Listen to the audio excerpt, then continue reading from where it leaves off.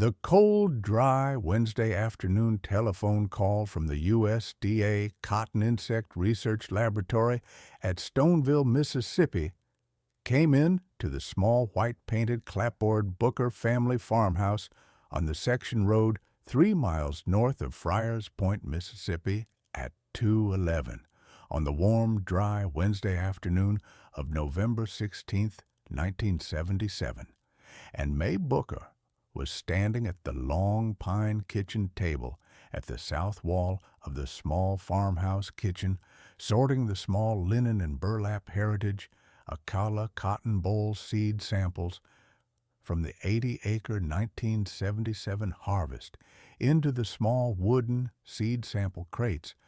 when the small black wall-mounted Bell System rotary telephone on the kitchen wall above the icebox rang for the second time in the long, quiet afternoon. She set down the small wooden seed sample crate on the long pine kitchen table, and she walked the 4 short steps across the small farmhouse kitchen to the small black wall-mounted Bell System rotary telephone above the icebox. And she lifted the small black hard plastic receiver off the cradle, and she said into the receiver, in her quiet, level Mississippi Delta voice, that this was the Booker farm. The man on the other end of the small black hard plastic receiver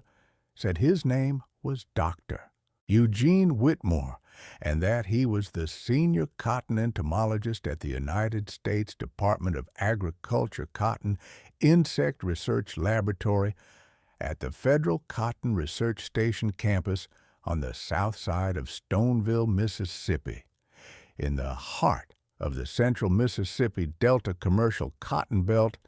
and that he was telephoning the small Booker family operation on the recommendation of 3 separate independent referrals from the Mississippi State University Cotton Extension Service in Starkville, the United States Department of Agriculture Boll Weevil Eradication Field Office in Indianola, and the Mississippi State Department of Agriculture Commercial Cotton Industry Emergency Response Committee in Jackson. Mae Booker held the small black hard plastic receiver against her right ear at the small farmhouse kitchen wall in the warm, dry Wednesday afternoon light from the south-facing kitchen window, and she did not speak. Dr. Eugene Whitmore, on the other end of the receiver, paused for the careful federal agency telephone call professional pause, and then he said, in his quiet, level federal cotton entomologist voice, that the USDA Cotton Insect Research Laboratory at Stoneville had launched in the first week of October 1977 the Federal Emergency Delta Cotton Ecosystem Pest Management Research Program in response to the documented 1977 Mississippi Delta commercial pink bollworm and boll weevil pesticide resistance crisis, and that the Federal Emergency Delta Cotton Ecosystem Pest Management Research Program had identified the small Booker family operation on the section road 3 miles north of Friars Point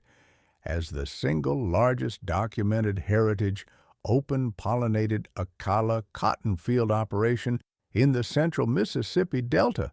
still running the pre-1950s white Chinese Geese integrated pest management protocol at field-scale production volume, and that the Federal Procurement Office was authorized to offer $14.20 per pound for 2,000 pounds of the Booker family operations heritage, Acala open-pollinated cotton boll seed stock.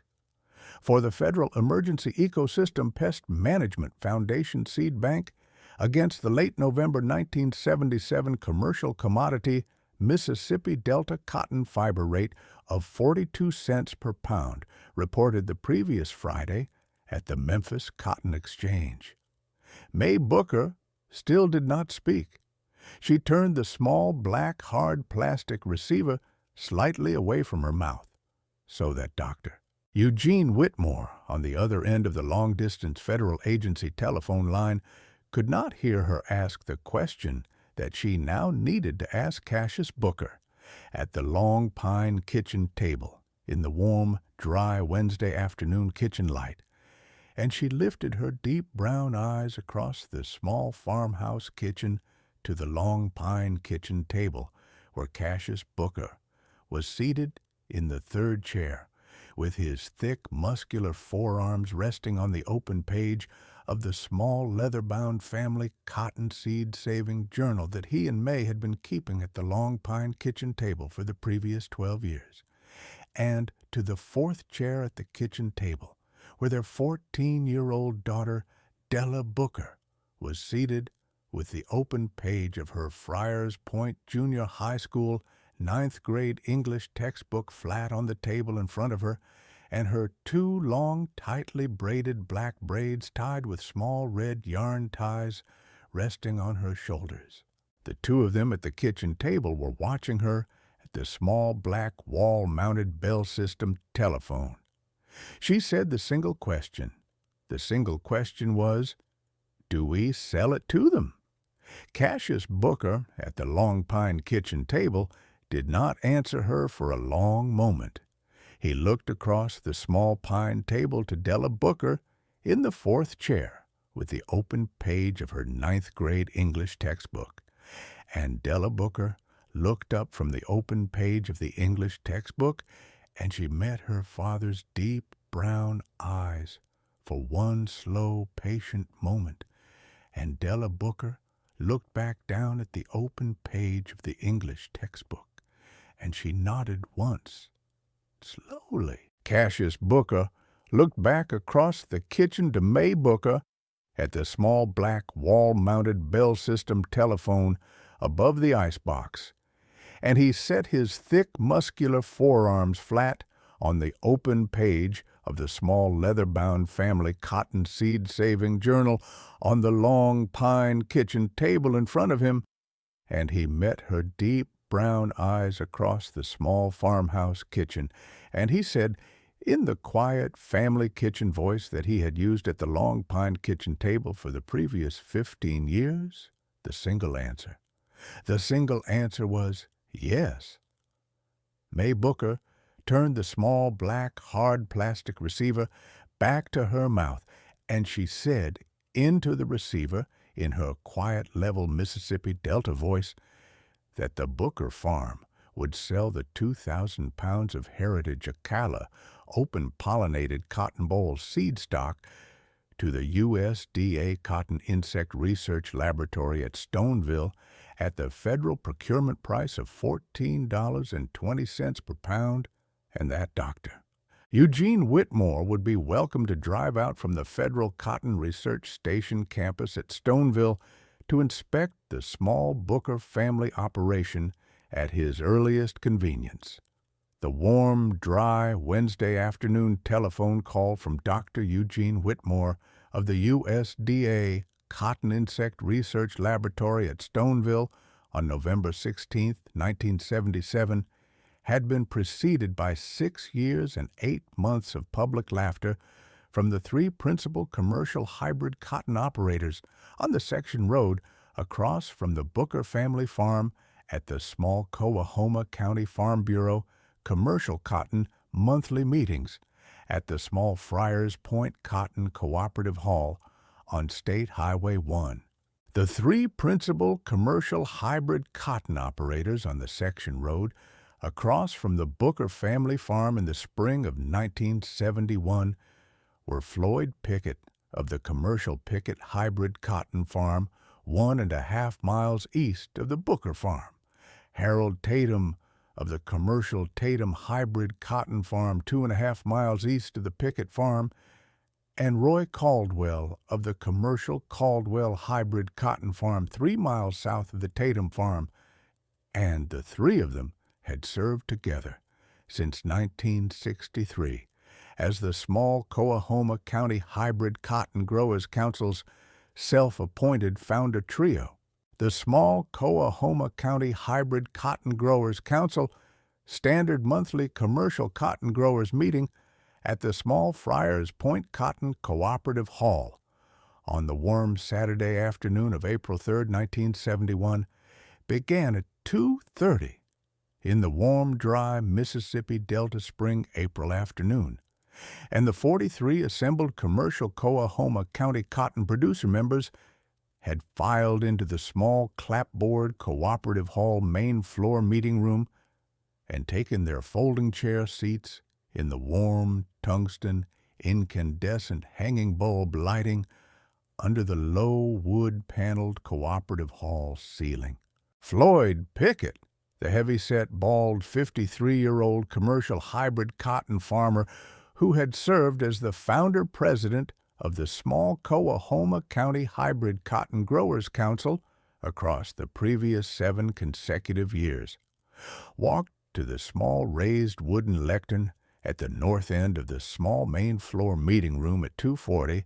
in his cheap yellow short-sleeve polyester button-down shirt and his faded brown loose polyester slacks,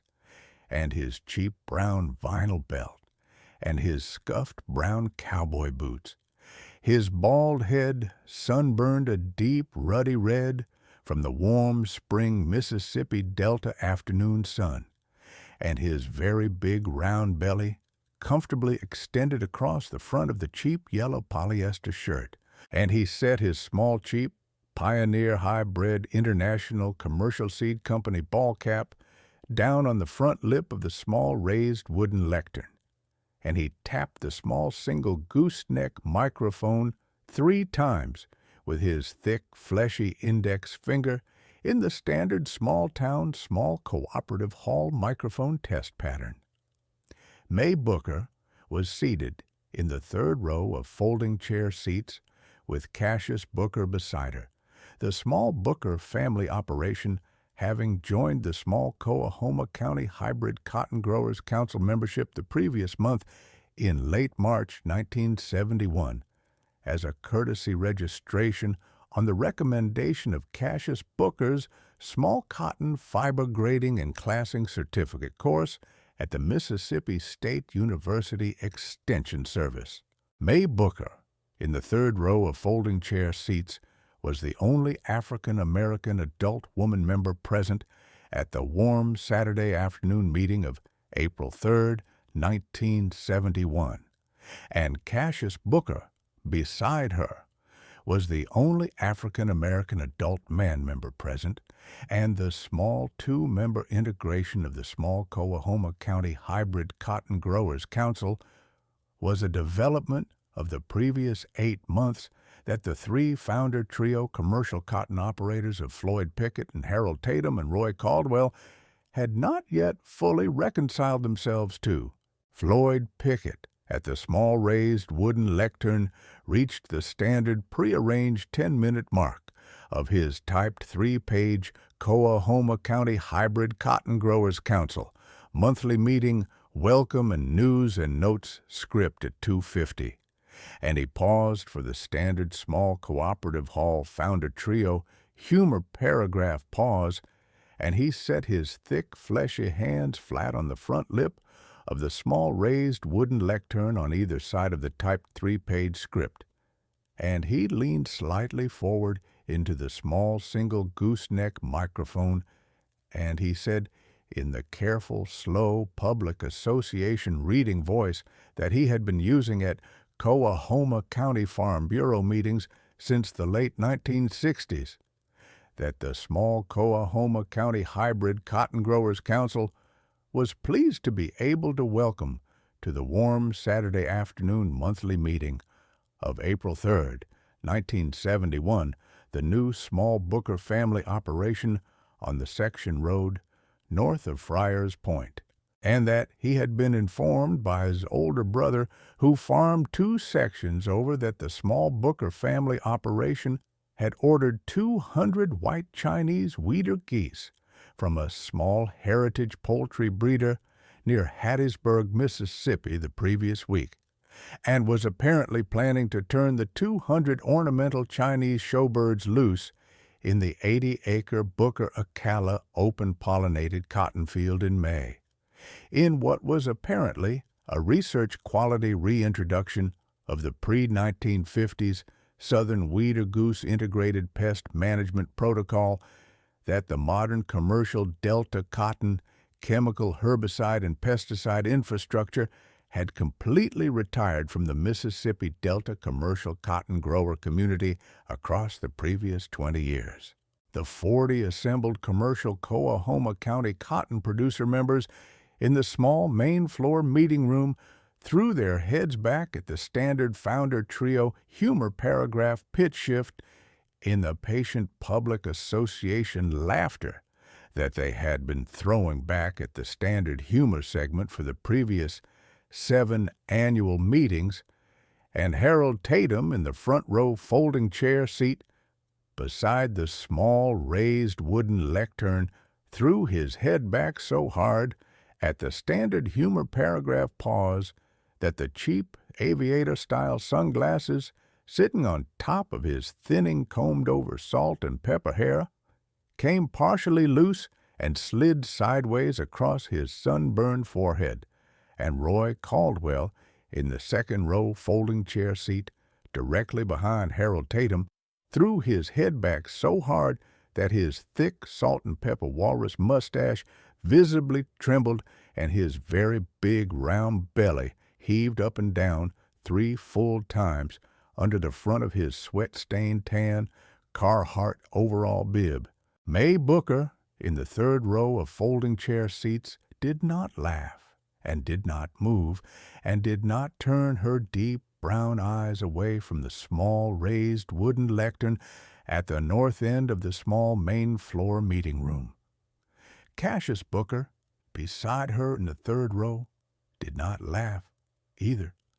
He set his left hand quietly down on the back of her right hand on the folding chair armrest,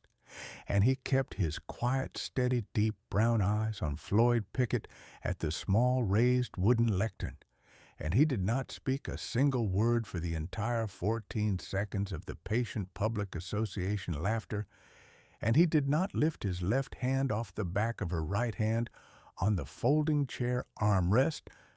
until Floyd Pickett, at the small raised wooden lectern, had finished reading aloud the rest of the typed 3-page script, and the monthly meeting had moved on to the standard second agenda item. The reason that the small Booker family operation on the section road 3 miles north of Friars Point, Mississippi, had ordered 200 white Chinese Weider geese from a small heritage poultry breeder near Hattiesburg, Mississippi, the previous week, in late March 1971,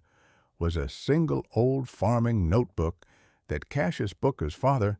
Calvin Booker, had left in the small back bedroom dresser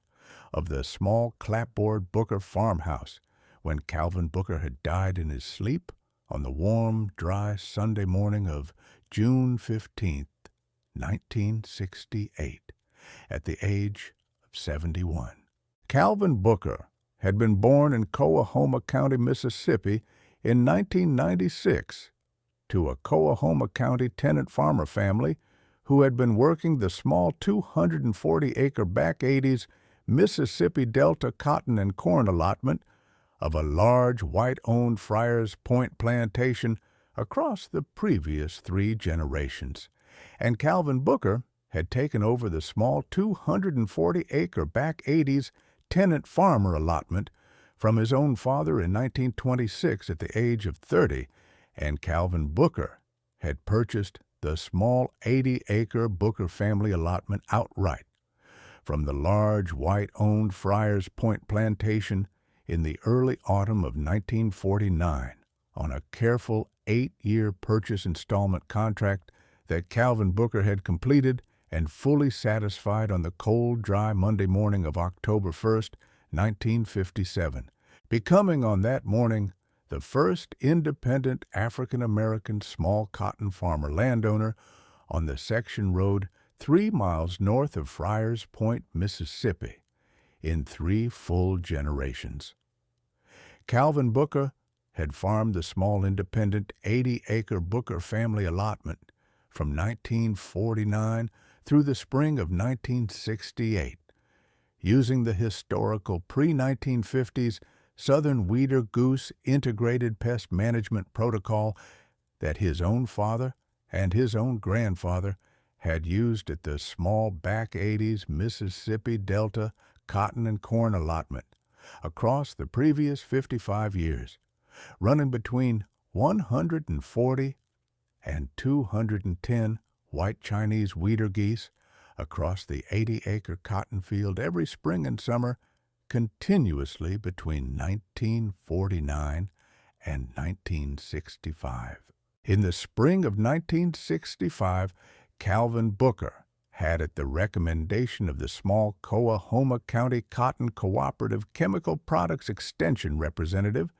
in a moment of careful family financial pressure compromise during the cold, dry winter of 1964, when the small Booker family operation was carrying its first significant cotton installment bank loan debt at the small First National Bank of Friars Point,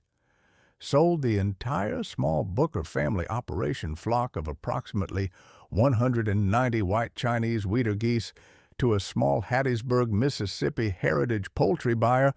for the sum of $320 cash, and Calvin Booker had switched the 80-acre cotton field over to the standard modern commercial chemical herbicide and pesticide protocol for the spring planting and summer growing seasons of 1965 and 1966 and 1967, and the partial spring of 1968. The small leather-bound family cottonseed-saving journal that Calvin Booker had been keeping at the long pine kitchen table of the small clapboard Booker farmhouse for the previous 19 consecutive growing seasons recorded, in his careful longhand entries, that the 80-acre Booker cotton field had produced under the historical pre-1950s Southern Wheater Goose integrated pest management protocol an average annual lint yield per acre of approximately 390 pounds per acre across the 16 spring and summer growing seasons between 1949 and 1964, and that the 80-acre Booker cotton field had produced under the standard modern commercial chemical herbicide and pesticide protocol an average annual lint yield per acre of approximately 440 pounds per acre across the 3 spring and summer growing seasons between 1965 and 1967, a documented commercial hybrid pesticide yield premium of approximately 12.8% at an estimated commercial hybrid pesticide cost premium of approximately $71 per acre against the historical Wheater Goose protocol cost of approximately $14 per acre. The small, leather-bound family cottonseed-saving journal of Calvin Booker had also recorded, in a careful longhand entry on the cold, dry Sunday evening of February the 23rd, 1968, 4 months before his death, that the standard modern commercial chemical herbicide and pesticide protocol of the previous 3 growing seasons had quietly hollowed out the resident lady beetle and parasitoid wasp and small bird populations across the entire 80-acre cotton field, and that he had observed in the late summer of 1967 the first documented small pink bollworm pesticide resistance population on the eastern Booker cotton field border adjacent to the commercial picket hybrid cotton farm, and that he was concerned that the modern commercial chemical protocol was hollowing the resilience of the small Booker family operation, and that he was considering returning to the historical pre-1950s Southern Wheater Goose integrated pest management protocol the following spring of 1969. Calvin Booker died on the warm, dry Sunday morning of June 15, 1968, at the small clapboard Booker family farmhouse before he could carry out the proposed return to the Wheater Goose protocol, and the small Booker family operation on the section road 3 miles north of Friars Point, Mississippi, passed in his unsigned but careful longhand last will and testament to his only son, Cassius Booker, who had been working alongside his father at the small 240-acre family allotment since the autumn of 1963, after his return from a small one-year Mississippi State University cotton fiber grading and classing certificate course at Starkville. Cassius Booker had taken the inheritance of the small independent 80-acre Booker family operation from his father, Calvin Booker, in the late summer of 1968, and through the long, quiet autumn and winter of 1968 and 1969, and through the spring and summer growing season of 1969 and the spring and summer growing season of 1970. He had continued running the small 80-acre cotton field on the standard modern commercial chemical herbicide and pesticide protocol that his father had switched to in the spring of 1965. But in the cold, quiet winter of 1970 and 1971, he had read and reread his father's small leather-bound family cottonseed-saving journal of the 1949 through 1964 Weeder Goose Protocol entries at the long pine kitchen table of the small clapboard Booker farmhouse, with Mae Booker beside him. And on the cool, dry second Saturday of March, 1971, he and Mae Booker had quietly placed an order with a small heritage poultry breeder near Hattiesburg, Mississippi, for 200 white Chinese Weeder geese keets to be delivered to the small clapboard Booker family farmhouse in the second week of April, 1971. The 200 white Chinese Weeder geese arrived at the small clapboard Booker family farmhouse on the section road 3 miles north of Friars Point, Mississippi, on the warm, dry Wednesday afternoon of April 14, 1971, in the open bed of a small green 1966 International Harvester pickup truck driven by a small heritage poultry breeder named Mr. James Worthington of the small Worthington Heritage Poultry Farm outside of Hattiesburg, Mississippi, and Cassius Booker and Mae Booker and their then 8-year-old daughter Della Booker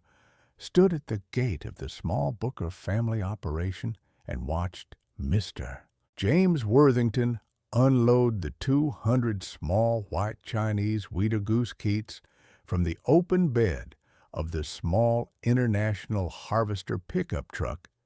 into the small hand-built mobile wooden goose pen at the back of the small clapboard farmhouse. The 200 small white Chinese Weeder goose keets were brooded in the small kerosene-heated brooder shed at the north end of the small clapboard farmhouse for the next 4 weeks, across the warm, dry second half of April and the first half of May 1971,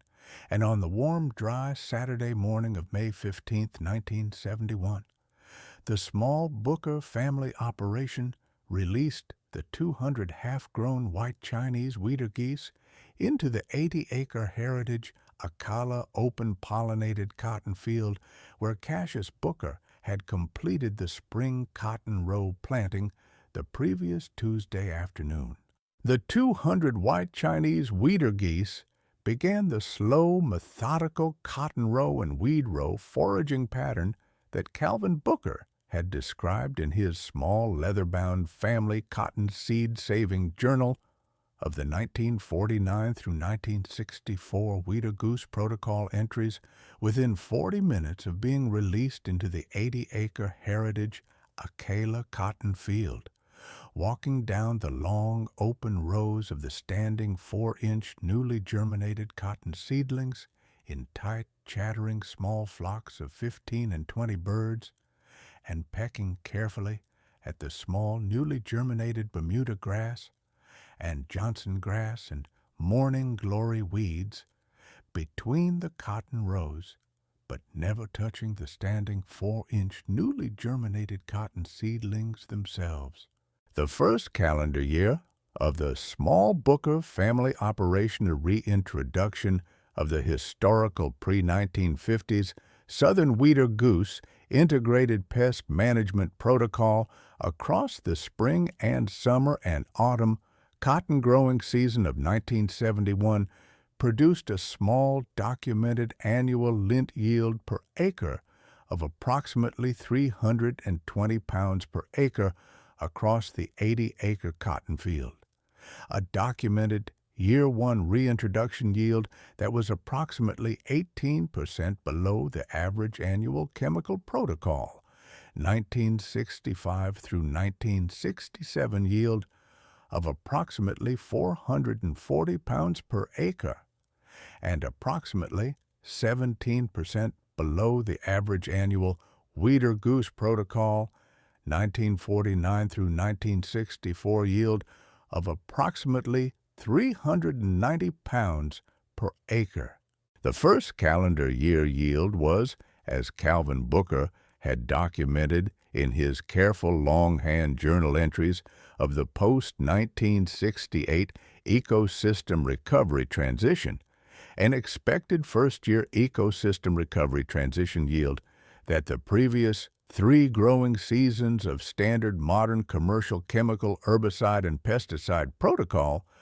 had hollowed the resident lady beetle and parasitoid wasp and small bird populations enough to require approximately 2 to 3 full growing seasons to recover. The second calendar year of the small Booker family operation reintroduction of the historical pre-1950s Southern Wheater Goose integrated pest management protocol across the spring and summer and autumn cotton growing season of 1972 produced a documented annual lint yield per acre of approximately 368 pounds per acre across the 80-acre cotton field.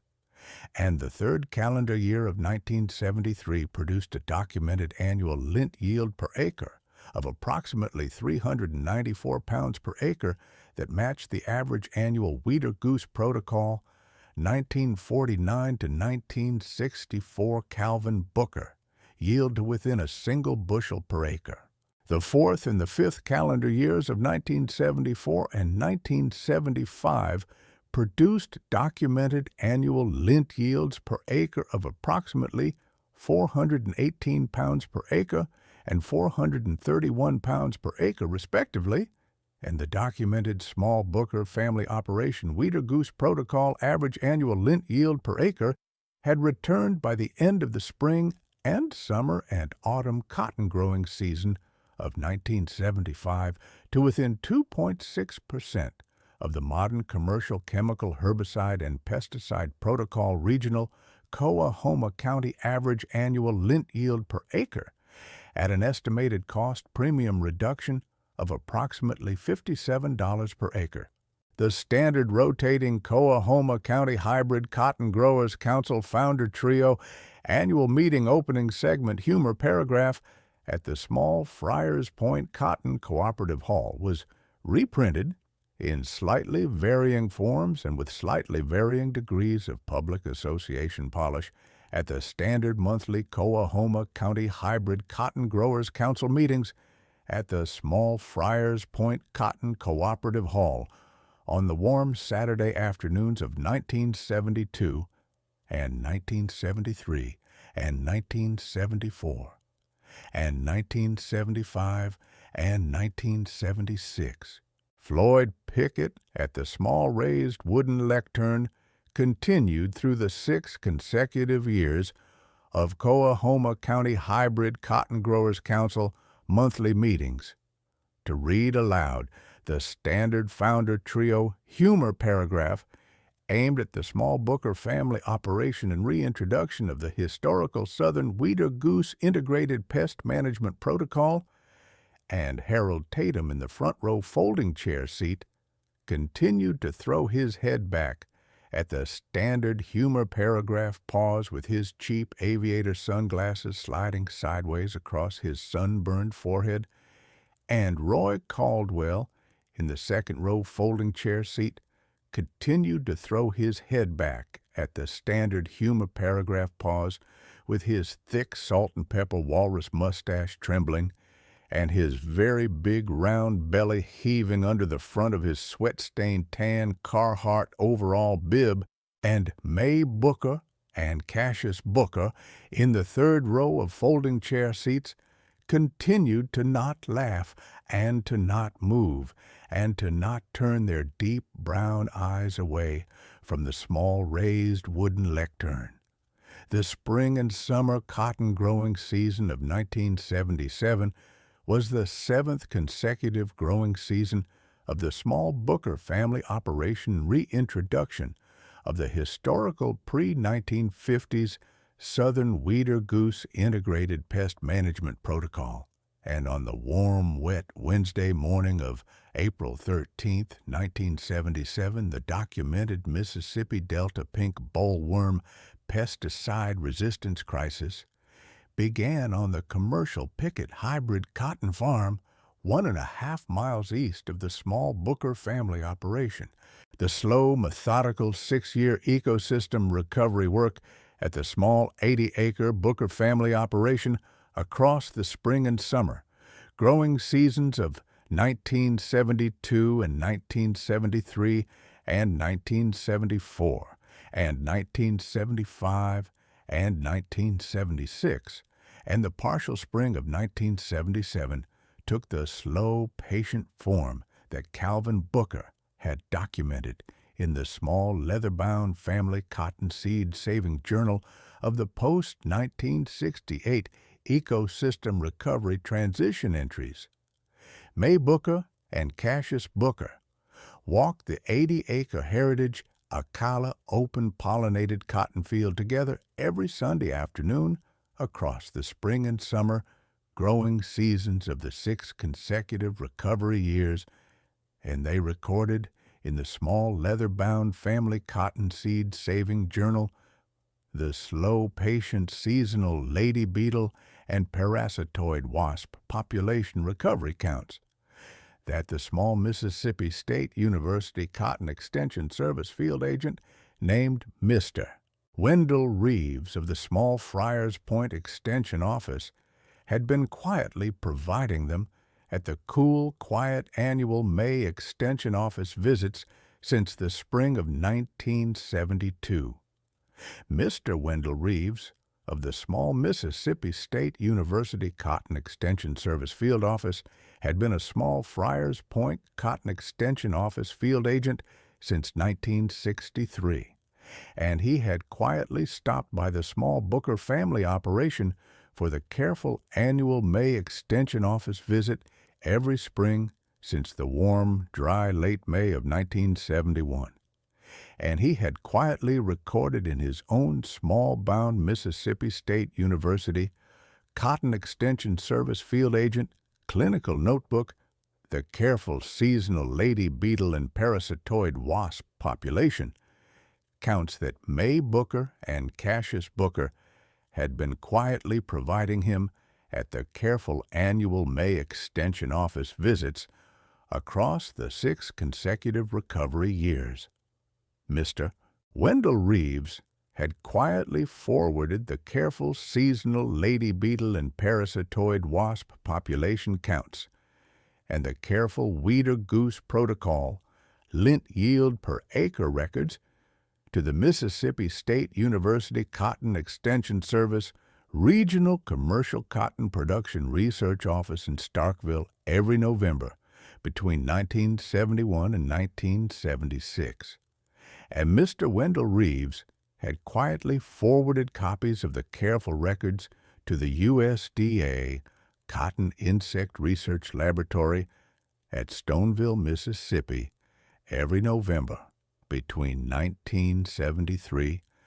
and 1976. The small leather-bound family cottonseed saving journal of Calvin Booker that Mae Booker and Cassius Booker had been continuing on the long pine kitchen table of the small clapboard Booker family farmhouse across the 6 consecutive recovery years, documented in their careful longhand entries that the resident lady beetle population per acre on the 80-acre Booker cotton field had recovered from a documented Year 1 1971 census of approximately 140 lady beetles per acre to a documented Year 6 1976 census of approximately 1,400 lady beetles per acre, a documented 10 times the Year 1 baseline lady beetle population recovery across the 6 consecutive recovery years. The careful longhand entries also documented that the resident parasitoid wasp population per acre on the 80-acre Booker cotton field had recovered from a documented Year 1 1971 census of approximately 40 parasitoid wasps per acre to a documented Year 6 1976 census of approximately 420 parasitoid wasps per acre, a documented 10.5 times the Year 1 baseline parasitoid wasp population recovery across the same 6 consecutive recovery years. The careful longhand entries also documented that the resident small bird population on the 80-acre Booker cotton field had recovered from a documented Year 1 1971 census of approximately 12 breeding pair small bird nests per 80 acres to a documented Year 6 1976 census of approximately 78 breeding pair small bird nests per 80 acres, with the resident small bird population now including a documented small breeding population of northern bobwhite quail and eastern meadowlark and Dick's sisal that had not been documented on the 80-acre Booker cotton field since the small spring of 1964. The cool, quiet annual May Extension Office visit of Mr. Wendell Reeves to the small Booker family operation on the warm, dry Sunday afternoon of May 19, 1977, had been the 7th consecutive annual May Extension Office visit and had been the visit at which Mr. Wendell Reeves had quietly told Mae Booker and Cassius Booker in his quiet level Mississippi State University Cotton Extension Service field agent voice that the documented 6 consecutive year lady beetle and parasitoid wasp ecosystem recovery at the small Booker family operation had now reached the documented pre-1964 Calvin Booker Weeder Goose Protocol baseline, and that the small Booker family operation was now formally recognized in the Mississippi State University Cotton Extension Service Regional Commercial Cotton Production Research Office in Starkville as the single reference site for the historical pre-1950s Southern Weeder Goose Integrated Pest Management Protocol field-scale production volume reintroduction across the entire central Mississippi Delta commercial cotton belt. Mr. Wendell Reeves had not told Mae Booker and Cassius Booker at the cool, quiet May 19, 1977 annual Extension Office visit that he had forwarded a copy of the careful 6-year ecosystem recovery and lint yield records to Dr. Eugene Whitmore of the USDA Cotton Insect Research Laboratory at Stoneville, Mississippi, the previous November, at the same November 1976 forwarding cycle that he had used for the previous 5 Novembers, because Mr. Wendell Reeves had not yet known that the documented late spring small pink bollworm Pectinophora gossypiella pesticide resistance crisis was about to detonate across the central Mississippi Delta commercial cotton belt 8 weeks later. Floyd Pickett walked out from the front porch of his small clapboard picket family farmhouse on a warm, wet Wednesday morning of April 13th, 1977 at 6:20. In his cheap yellow short-sleeve polyester shirt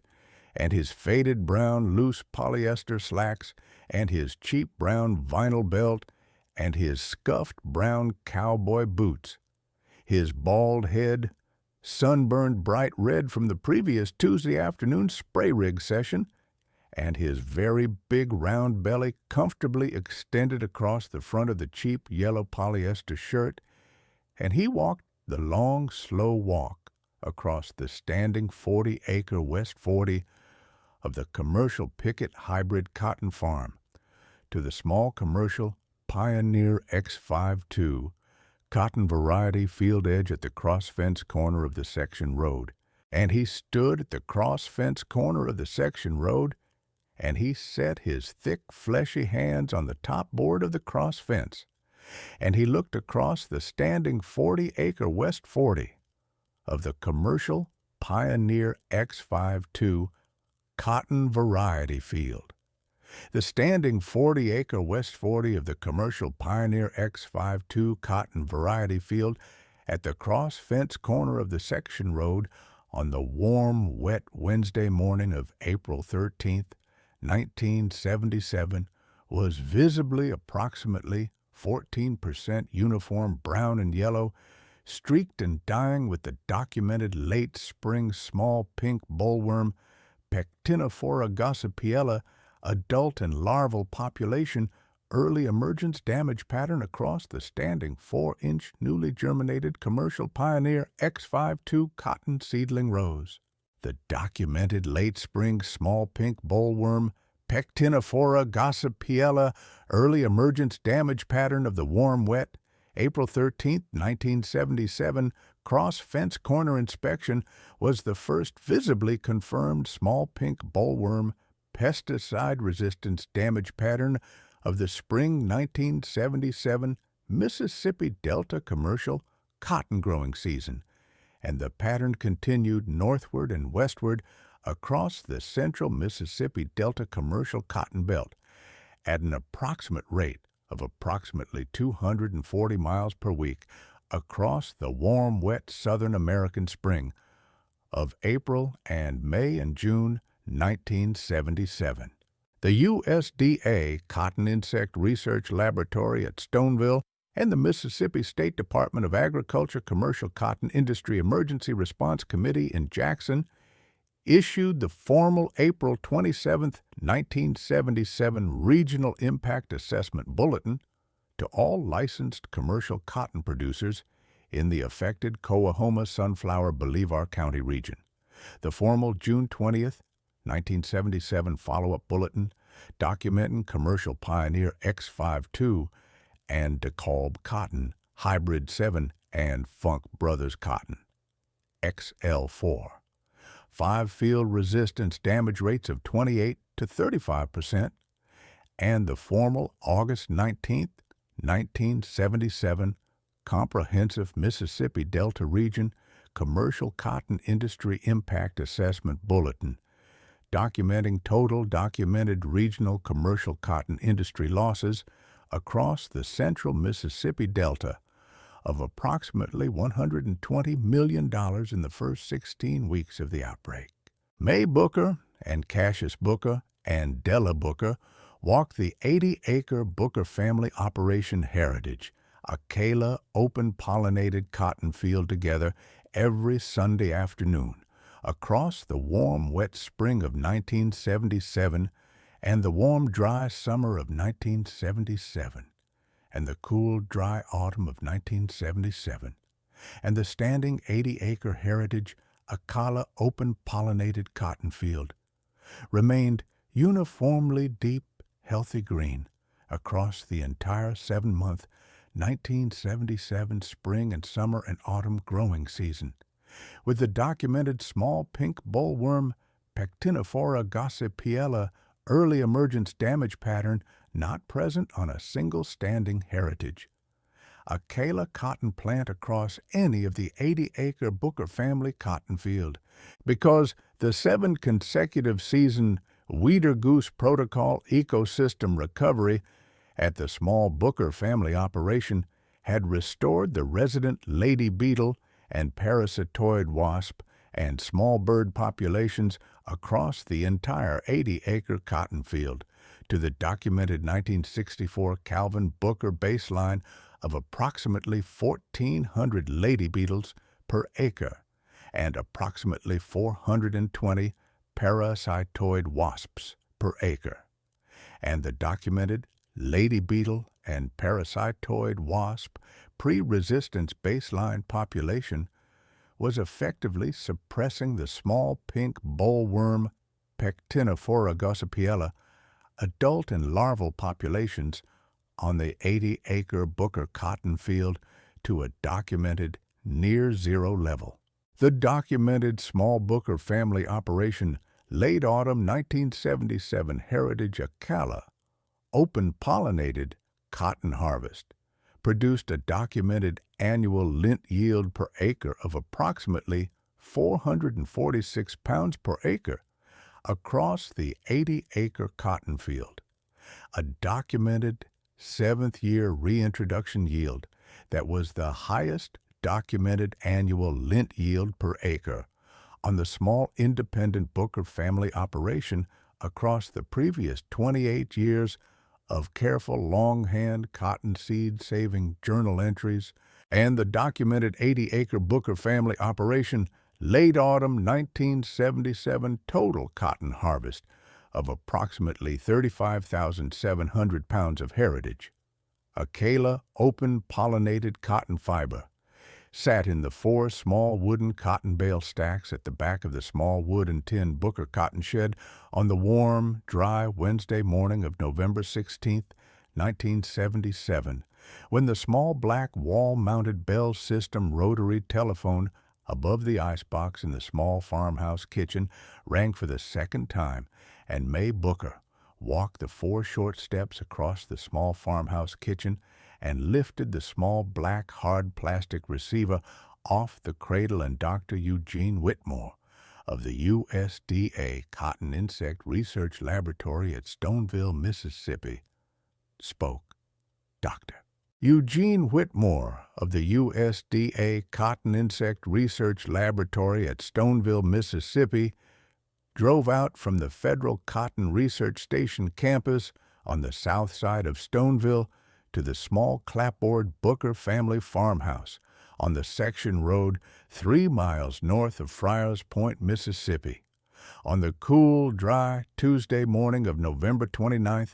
1977, in a dark green 1976 USDA Fleet Plymouth Fury sedan with a small USDA shield on the driver's side door, and he stepped out of the sedan at the open gate at the section road in his charcoal gray wool sport jacket and his starched white dress shirt and his deep red wool tie and his dark gray wool slacks and his polished low brown leather Oxford shoes. And he walked through the open gate toward the small wood and tin Booker cotton shed at the back of the small clapboard farmhouse. Mae Booker and Cassius Booker met him at the open gate at the section road, and they walked him the short distance back to the small wood and tin Booker cotton shed. And they showed him the 4 small wooden cotton bale stacks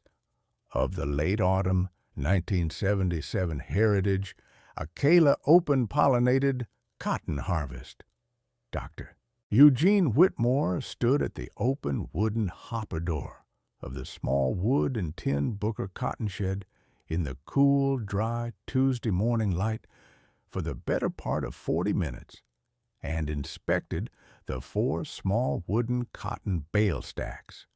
And he opened the small leather-bound family cottonseed-saving journal of Calvin Booker at the small pine cotton shed bench beside the open hopper door, and he read the careful longhand entries from the 1949 through 1964 Weeder Goose Protocol and the 1965 through 1967 Chemical Protocol and the 1968 February 23rd pre-mortem entry of Calvin Booker and the 1971 through 1977 Cassius and Mae Booker Goose Protocol reintroduction entries in slow, careful silence for the better part of an hour, while Mae Booker and Cassius Booker sat quietly beside him on the small pine cotton shed bench. The small, leather-bound family cottonseed saving journal of Calvin Booker became, in the formal Dr. Eugene Whitmore field report that was filed to the USDA Cotton Insect Research Laboratory at Stoneville on the morning of December 2, 1977, the Foundation reference document for the formal December 19, 1977 USDA Cotton Insect Research Laboratory at Stoneville Heritage Acala Cotton and Weeder Goose Integrated Pest Management Research Program launch announcement, and Dr. Eugene Whitmore drove out from Stoneville to the small Booker family operation a second time on the cool, dry Friday afternoon of December 23, 1977, to formally execute the federal procurement contract for 2,000 pounds of heritage Acala open-pollinated cotton boll seed stock at the federal procurement price of $14.20 per pound. The total federal procurement contract value at $14.20 per pound for 2,000 pounds of heritage Acala open-pollinated cotton boll seed stock came to $28,400 in federal procurement revenue against an estimated commercial commodity cotton fiber rate equivalent of approximately $840 on the same 2,000 pounds at the late November 1977 Memphis Cotton Exchange commercial commodity rate of 42 cents per pound, a documented federal procurement premium of approximately 33.8 times the commercial commodity rate. The Memphis Specialty Heritage Cotton Textile Mill buyer, Mr. Theodore Hollings of the small Hollings Heritage Cotton Textile Mill on the south side of Memphis, Tennessee, drove them 73 miles south from the Memphis Textile Mill office to the small clapboard Booker family farmhouse on the section road 3 miles north of Friars Point, Mississippi, on the warm, bright Wednesday morning of January 18, 1978, in a small Navy 1977 Lincoln Continental sedan with a small Tennessee Shelby County license plate frame on the back bumper, and he offered the small Booker family operation a 5-year exclusive commercial heritage cotton fiber supply contract for the remaining 33,700 pounds of the late autumn 1977 heritage Acala open-pollinated cotton harvest at a commercial specialty heritage cotton fiber premium rate of $3.10 per pound and approximately 7.4 times the commercial commodity. Cotton rate premium. The combined USDA federal procurement contract and Hollings Heritage Cotton Textile Mill commercial 5-year exclusive supply contract revenue from the late autumn 1977 heritage Acala open-pollinated cotton harvest of approximately 35,700 total pounds came to approximately $133,000 against the original estimated late November 1977 commercial commodity, equivalent of approximately $14,900. The standard monthly Coahoma County Hybrid Cotton Growers Council meeting at the small Friars Point Cotton Cooperative Hall on the warm Saturday afternoon of October 7, 1978, was the 15th consecutive annual fall season meeting of the small Coahoma County Hybrid Cotton Growers Council, and the 29 assembled commercial Coahoma County cotton producer members who filed into the small clapboard cooperative hall main floor meeting room at 2:30 on the warm Saturday afternoon, represented approximately 68% of the 43 attendants of the previous spring meeting of April 3, 1971. The missing 14 commercial Coahoma County cotton producer members all having gone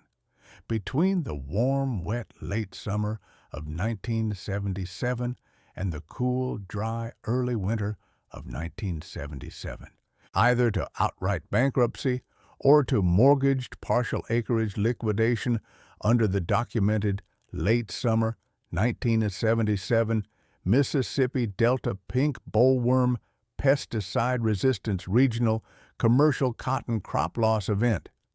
Floyd Pickett did not host the standard small cooperative hall founder trio welcome and news and notes opening segment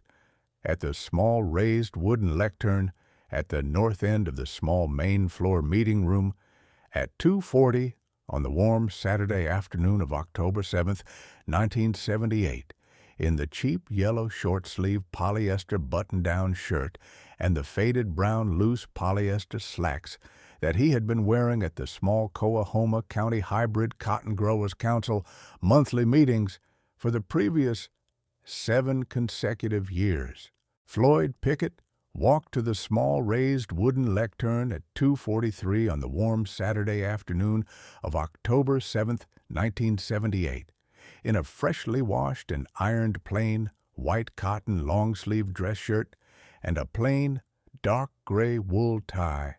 and faded dark gray wool slacks and a pair of polished low brown leather Oxford shoes that the small Coahoma County Bank-granted charity housing wardrobe at the small clapboard Pickett and Tatum and Caldwell rooming house at Friars Point had loaned him for the warm Saturday afternoon meeting,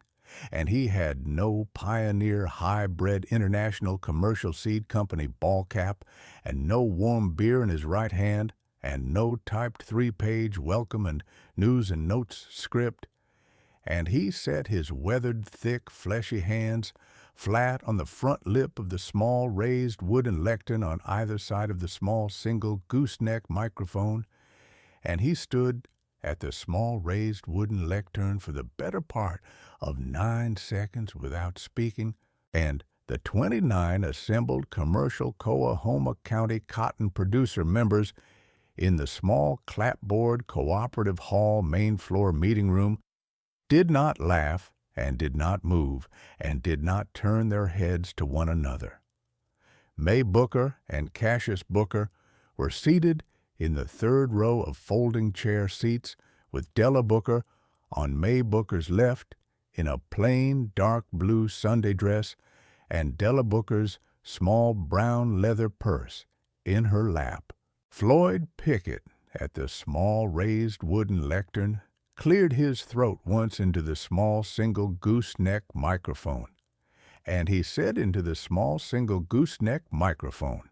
in a voice that no one in the small clapboard cooperative hall main floor meeting room had ever heard him use before, that he had not come to the warm Saturday afternoon monthly meeting of October 7, 1978, as the founder-president of the small Coahoma County Hybrid Cotton Growers Council, because there was no longer a small Coahoma County Hybrid Cotton Growers Council, the small Coahoma County Hybrid Cotton Growers Council having been formally dissolved at the cold, dry Monday evening special meeting of the small clapboard Pickett and Tatum and Caldwell rooming house at Friars Point on the previous Monday evening of October 2, 1978, by unanimous vote of the 3 founder trio members. He had come to the warm Saturday afternoon monthly meeting of October 7, 1978, he said, to apologize publicly and on the record to Mae Booker and Cassius Booker and Della Booker of the small independent Booker family operation on the section road 3 miles north of Friars Point for the 7 consecutive growing season monthly Coahoma County Hybrid Cotton Growers Council humor paragraph readings that he had directed at the small Booker family operation reintroduction of the historical pre-1950s Southern Wheater Goose Integrated Pest Management Protocol between the warm, dry Saturday afternoon of April 3rd, 1971, and the warm, wet Saturday afternoon of April 2nd, 1977. He read aloud the careful, longhand, handwritten four-paragraph apology that he had written across the cool, quiet Tuesday afternoon of October 3rd, 1978, at the small kitchen table of the small Coahoma County Bank-granted charity housing rooming house, and when he had finished reading aloud the careful, longhand, handwritten four-paragraph apology at the small raised wooden lectern at 2:51 on the warm Saturday afternoon of October 7th, 1978, he folded the careful longhand, handwritten four-paragraph apology into thirds, and he placed it on the front lip of the small raised wooden lectern beside the small single gooseneck microphone. And he stepped down off the small raised wooden lectern, and he walked across the small clapboard cooperative hall main floor meeting room to the third row of folding chair seats, and he stopped at the third row folding chair seat where Mae Booker was seated in her plain dark gray wool Sunday dress and her plain low brown leather Oxford shoes, and he held his thick, fleshy hands flat against the front of his borrowed white cotton dress shirt, and he said quietly, in the same voice that no one in the small clapboard cooperative hall main floor meeting room had ever heard him use before, the single sentence. The single sentence was, "I am sorry." Mae Booker did not stand up from the third row folding chair seat. She lifted her deep brown eyes across the small folding chair armrest distance to Floyd Pickett, and she met his sunburned hazel eyes in the warm, tungsten, incandescent hanging bulb light of the small clapboard cooperative hall main floor meeting room for the better part of 3 slow seconds, and she nodded once, slowly, and she said, in her quiet, level Mississippi Delta voice, the single sentence. The single sentence was, "Thank you." Harold Tatum and Roy Caldwell, in the front row folding chair seats beside the small raised wooden lectern, did not stand up at any point during the warm Saturday afternoon monthly meeting of October 7th, 1978,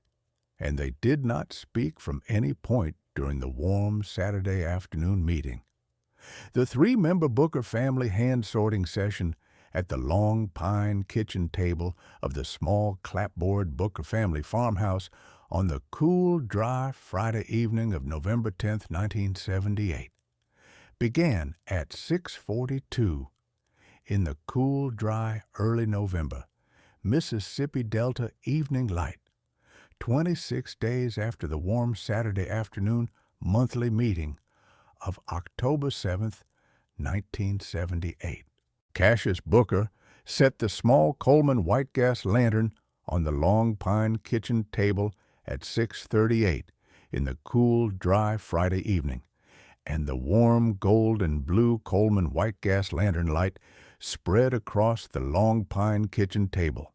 and across the small pile of unsorted heritage, Acala open-pollinated cotton bowls that the 3 of them had carried in from the small wood and tin Booker cotton shed at the end of the cool, dry Friday afternoon. Mae Booker and Cassius Booker and Della Booker sat at the long pine kitchen table at 6:42 in the warm gold and blue Coleman white gas lantern light, and they did not speak when they took their 3 seats at the long pine kitchen table. Mae Booker reached into the small pile of unsorted heritage Acala open-pollinated cotton bowls in front of her, and she selected a single, large, pure white Acala bowl, and she opened the small bowl by hand, and she set the small open cotton bowl in seed mass down on the polished pine workbench in front of her. The work continued. The work would continue.